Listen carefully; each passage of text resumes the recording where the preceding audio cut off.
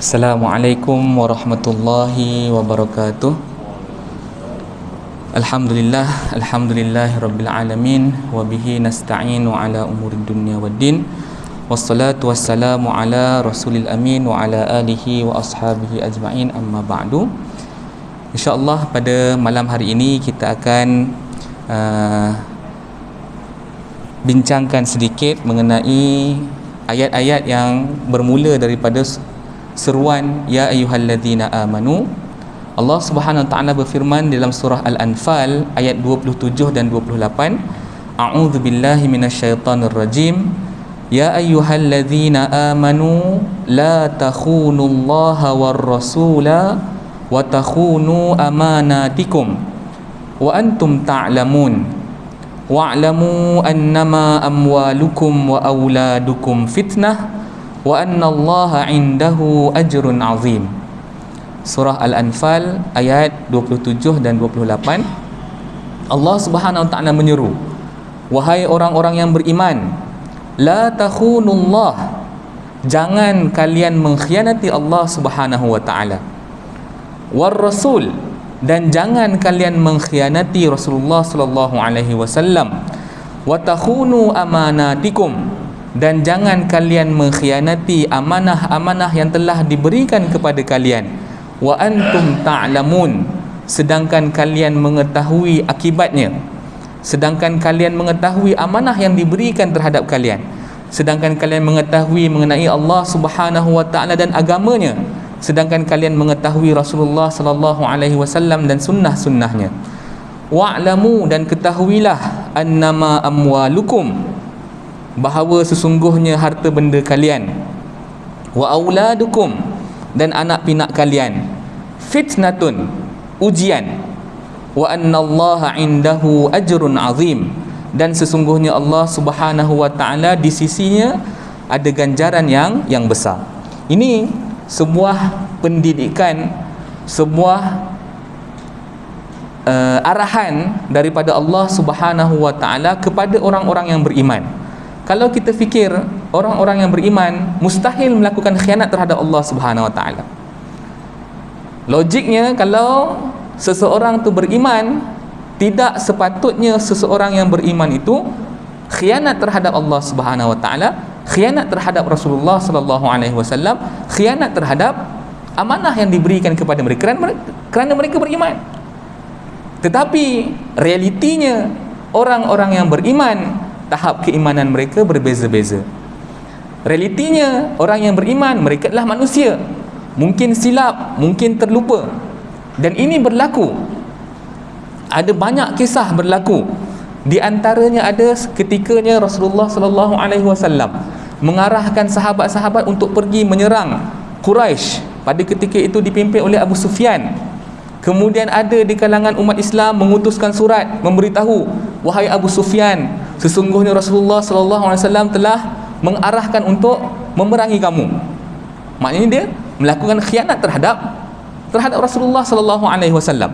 Sepatutnya maklumat yang sedemikian tidak boleh didedahkan kepada musuh, tetapi didedahkan pula kepada musuh. Ada lagi peristiwa yang masyhur yang berlaku, yang mana sahabat tersebut dikenal dengan nama Abu Lubabah.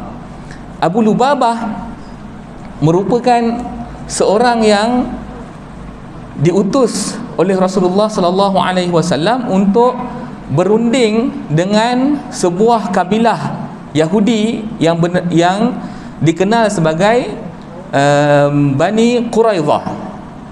Bani Quraidah ni, mereka telah mengkhianati Rasulullah sallallahu alaihi wasallam kerana Rasulullah sallallahu alaihi wasallam ketika di Madinah melakukan perjanjian, semua yang ada di Madinah, kabilah-kabilah termasuklah di dalamnya golongan Yahudi, mereka sepatutnya sepakat membela dan menjaga keamanan Madinah. Tetapi ketika peperangan Ahzab, Bani Quraidah telah khianat. Dia bersekongkol dengan Quraisy untuk mengalahkan muslimin di Madinah. Maka setelah selesai peperangan Ahzab, Rasulullah sallallahu alaihi wasallam memerintahkan orang-orang yang beriman pergi menyerang perkampungan Bani Quraidah. dan pada ketika itu mereka di boikot, disekat, dilakukan boikot, sekatan terhadap perkampungan Bani Quraidah selama beberapa hari, sehinggalah akhirnya mereka minta untuk berunding. Ringkas cerita, Rasulullah mengutuskan Abi Lubabah menjadi wakil untuk berbincang dengan Yahudi. Lalu Yahudi ini bertanya kepada Abu Lubabah, agak-agak apa hukuman yang akan diberikan kepada kami, kerana kami telah mengkhianati perjanjian dengan Rasulullah sallallahu alaihi wasallam. Abu Lubabah memberi isyarat begini. Maksudnya Rasulullah sallallahu alaihi wasallam akan menyembelih mereka semua. Masalahnya Rasulullah sallallahu alaihi wasallam tidak pernah menyatakan hal tersebut. Maka Abu Lubabah menunjukkan isyarat yang mana isyarat tersebut difahami akan diberi hukuman mati, walhal Rasulullah sallallahu alaihi wasallam tidak pun menyatakan demikian. Maka Abu Lubabah dia menyedari dia telah melakukan sebuah jenayah khianat terhadap Rasulullah sallallahu alaihi wasallam, maka dia menghukum dirinya sendiri. Dia seorang yang berkedudukan tinggi maksudnya dia ada jawatan daripada sudut ketenteraan dan sebagainya, maka dia menghukum dirinya sendiri dengan mengarahkan anaknya untuk mengikatnya di sebuah tiang di dalam Masjid Nabi.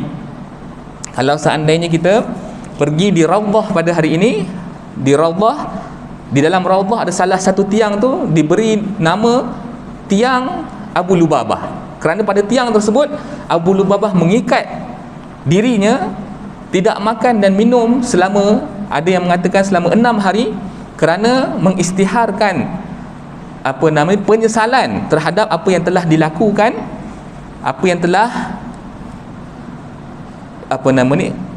mungkin boleh disebut sebagai pengkhianatan yang dilakukan terhadap Rasulullah sallallahu alaihi wasallam, sehinggalah akhirnya sampai berita wahyu turun bahawasanya Abu Lubabah telah pun diampunkan. Maka berita bahawasanya Allah Subhanahu Wa Taala mengampunkan Abu Lubabah sampai kepada Abu Lubabah. Ada yang mengatakan salah seorang daripada isteri Rasulullah sallallahu alaihi wasallam memberitahu Abu Lubabah bahawasanya Abu Lubabah telah diterima taubatnya.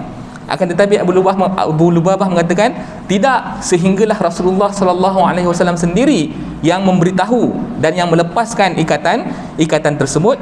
Akhirnya Rasulullah sallallahu alaihi wasallam ketika keluar untuk solat melepaskan ikatan Abu Lubabah. Itu sedikit kisah taubatnya Abu Lubabah yang mana dikaitkan dengan penurunan ayat ni. Jangan sekali-kali kamu mengkhianati Allah Subhanahu wa taala. Ulama-ulama tafsir mengatakan mengkhianati Allah sama dengan mengkhianati agama Allah ataupun mengkhianati kitab Allah. Kemudian mengkhianati Rasulullah sama dengan mengkhianati sunnah Rasulullah sallallahu alaihi wasallam. Bahkan ada juga yang mengatakan mengkhianati umat Islam adalah sebahagian daripada mengkhianati Rasulullah sallallahu alaihi wasallam. Kemudian mengkhianati amanah. Orang-orang yang beriman tidak sepatutnya melakukan khianat terhadap amanah yang diberikan kepada mereka. Ini ciri yang sepatutnya ada bagi setiap muslim. Rasulullah sallallahu alaihi wasallam sebelum dilantik menjadi nabi merupakan orang yang paling amanah sehingga digelarkan sebagai Al-Amin. Maknanya kalau seandainya kita jadi seorang muslim, seorang yang beriman, sepatutnya kita memelihara amanah yang diberikan kepada kita. Kerana apa? Kerana keimanan kita, kerana keislaman kita, kerana ketakwaan kita kepada Allah Subhanahu wa taala. Semoga dengan perkongsian ringkas ni kita dapat manfaat yang banyak daripada ayat ni. Allah Subhanahu wa taala arahkan kepada kita jangan sekali mengkhianati Allah, jangan mengkhianati Rasulullah sallallahu alaihi wasallam, dan jangan mengkhianati amanah yang diberikan kepada kita. Amanah yang am dan juga yang khas. Amanah yang umum dan juga yang khusus. Yang umum apa? Akal fikiran kita, kesihatan kita, harta benda kita, anak pinak kita, masa kita, tenaga kita, itu semua amanah. Yang khusus, perkara yang diberikan kepada kita, jawatan yang diberikan kepada kita, harta benda yang orang amanahkan kepada kita, tanah yang orang amanahkan kepada kita, pekerjaan yang diamanahkan kepada kita, dan sebagainya. Semoga bermanfaat. Aqulu qawli hadza wa astaghfirullah li wa lakum. Wassalamu alaikum warahmatullahi wabarakatuh.